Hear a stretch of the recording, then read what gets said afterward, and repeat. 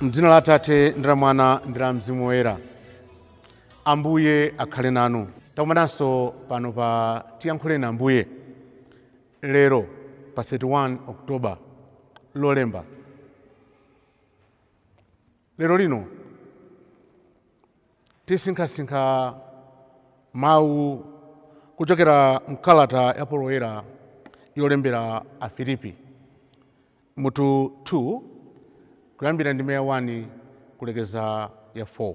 Amene akutiwerengera mawu oyamba ndi a Joseph ndi a Marieta Dongolosi kuchokera ku St. Pius Parish mu Archdiocese ya Blantyre.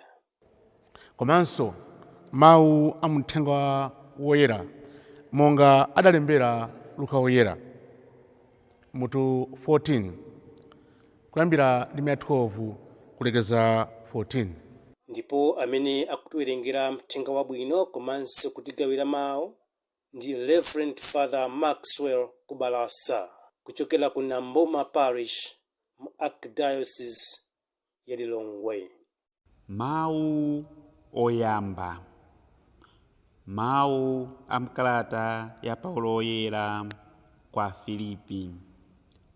Afilipi mutu 2 kuyambira ndime ya 1 kulekeza 4. Abale, mosapeneka moyo wanu mwa Khristu umakulimbitsani mtima. Chikondi chake chimakuchotsani nkhawa. Mumakhala a mtima umodzi mwa Mzimu Woyera, ndipo mumamvera anzanu chifundo ndi chisoni. N'chifukwa chake ndikukupemphani kuti mundikondweretse kwenikweni pakuvomerezana maganizo ndi kukondana chimodzimodzi, kukhala a mtima umodzi ndi a cholinga chimodzi. Musamachita kanthu ndi mtima wodzikonda kapena wodzitukumula chabe, koma khalani odzichepetsa, ndipo aliyense aziona anzake kuti ngomuposa iyeyo. Musamangofuna zokomera inu nokha, koma zokomeranso anzanu. Mawu a Ambuye. Ambuye akhale nanu. Mawu a muthenga woyera monga adalembera Luka woyera. Pa nthawi yomweyo Yesu adawuzanso mfarisi uja amene adamuyitana kudzadya naye kuti, ukamakonza chakudya chamasana kapena chamadzulo, usamayitana abwenzi ako kapena abale ako kapena afuko lako kapena anzako achuma, chifukwa mwina iwonso adzakuyitanako. Motero udzalandiriratu mphotho yako. Koma iwe ukamakonza phwando, uziyitana amphawi, otsimphina, opunduka ndi akhungu. Apo udzakhala wodala, chifukwa iwo alibe kanthu kuti nkukubwezera. Mulungu ndiye adzakubwezera pamene anthu olungama adzauka kwa akufa. Mthenga wa Ambuye. Abale anga okondeka, kalata ya Paulo woyera kwa Afilipi ndi kalata imene imatsindika kwambiri za umodzi pakati pa Khristu. Ndipo umodzi umenewu umachokera m'moyo wa Yesu Khristu. Ifeyo poyanjana ndi Yesu Khristu timayanjananso ndi wonse amene ayanjana ndi Yesu Khristu. Komanso oyanjana ndi Yesu Khristu amakhala odzazidwa ndi Mzimu Woyera. Chifukwa chonena kuti adzazidwa ndi Mzimu Woyera akuyenera kuti akhale muchiyanjano. Mmene tamvera mawu oyamba, Paulo Woyera kukhala ngati akuwayamikira akhristu aku Afilipi, kunena kuti pakati pawo pali moyo mwa Yesu Khristu, pakati pawo pali chikondi, pakati pawo pali mtima umodzi umene ubwera chifukwa cha Mzimu Woyera. Koma chodabwitsa akuwapemphanso kuti zifike pake penipeni kuti mukondweretse zenizeni pakati panu pakhale mtima umodzi ndi cholinga chimodzi. Kodi Paulo chimene amafuna kutanthauza ndi chani? Timakhala magulu a Khristu ngakhale lino, timakhala mu mpingo ngakhale lino, timakamba za umodzi ndi zina zoterozo, komano zimathera pa milomo. Kuti zimene timakamba zija tiziyike in concrete ways on the ground zimativuta.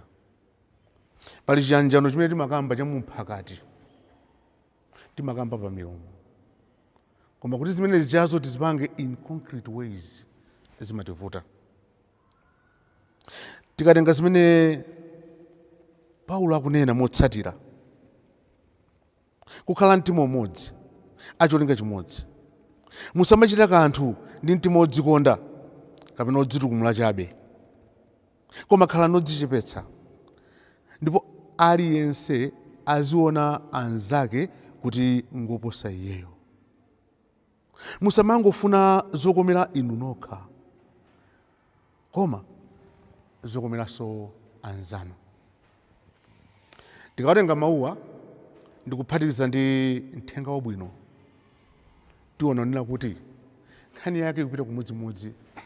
Ife Akatolika pa social teaching of the church timanena kuti chimodzi cha chiphunzitso chachikulu ndi option for the poor, kupanga chisankho nena kuti tikonze moyo wa anthu amene ali opereweredwa kuti nawonso adzimva. Ndipo chiphunzitso cha mpingo pa za moyo wa munthu poyambirira, social teachings of the church ndi the dignity of the human person, ulemerero wa munthu umene umachokera ponena kuti aliyense adabadwa, aliyense adalengedwa mchifanizo cha Mulungu, ndi aliyense ali ndi ulemerero. Maonekedwe apasi pano, kukhala nazo kapena kukhala opanda nazo, sampanga munthu kukhala wolemekezeka kuposa mnzake. Choncho Paulo Woyera komanso Ambuye Yesu muthenga wabwino, nkhani yake yagona pene papa, ulemerero wa munthu wina aliyense. Ambuye Yesu akunena muthenga wabwino kunena kuti mukamayitana anthu kumaphwando osiyanasiyana, musamangoyitana okhawo amene ali anzanu pachuma, opeza bwino, amene mmasinthana nawo zinthu. Ayi, muyang'anenso anthu amene amaoneka ngati otsika, amene alibe, amenewo mukayitana mwalemekeza ulemerero wawo, ndipo ngati mwalemekeza ulemerero wawo mwalemekeza Mulungu. Ndipo polemekeza Mulungu, iwo sangathe kubwezerani, amene adza kubwezerani ni Mulungu mwini wake. Ndipo kuti izi zitheke pakati pathu ni nkhani ya kudzichepetsa. Kudzichepetsa chinthu chovuta kwa basi, chimavuta ansembe, chimavuta asistere, chimavuta nkhale mabishopu, chimavuta wina aliyense mwa ifeyo, nkhani ya kudzichepetsa. Ndiye kalata ya kwa Filipi imene tawerenga lero, mawa sitiwerenga chifukwa chaka cha oyera onse, koma nkhani ndinena kuti chitsanzo chachikulu cha ifeyo ndikudzichepetsa kwa Ambuye Yesu. Ikupitiriza katayi kumene tidakawerenga mawa kunena kuti Yesu adali Mulungu ndipo sadaone umulungu ngati chinthu china chake chochigwiritsitsa, adadzitsitsa ukafika pa mlingo wa kapolo. Chingatiretse ifeyo kudzitsitsa ndi chani? Kuti pakati pathu timakonza zakudya, zikonzero zosiyanasiyana, tidziyikapo anthu amene ali opanda, anthu amene alibe. Tikamangoza dongosolo la moyo wathu, chingativute nchani kuti nafenso tizitsitse tiyanjane nawo anthu amene alibe. Timakhala ndi mabajeti athu m'mabanja kutengana ndi chiphunzitso cha mpingo, aliyense adziganizako za ena amene alibe. Kuti chaka chinocho anthu osauka ngati banja lathu tiwathandiza bwanji? Ngati mpingo kuti mapalishimo timakhala kuti bajeti yonena kuti iyi ndi bajeti ya anthu osauka, tione mmene tiwathandizire chaka chino. Tipeza kuti mwina timangonena chiphunzitso cha mpingo option for the poor, koma mwina palibepo zimene timachita in concrete ways. Tipemphe Mulungu lero lino atithandize kuti chiphunzitso tichike pakipenipeni, kuti chipindulire anthu amene ali kusowa.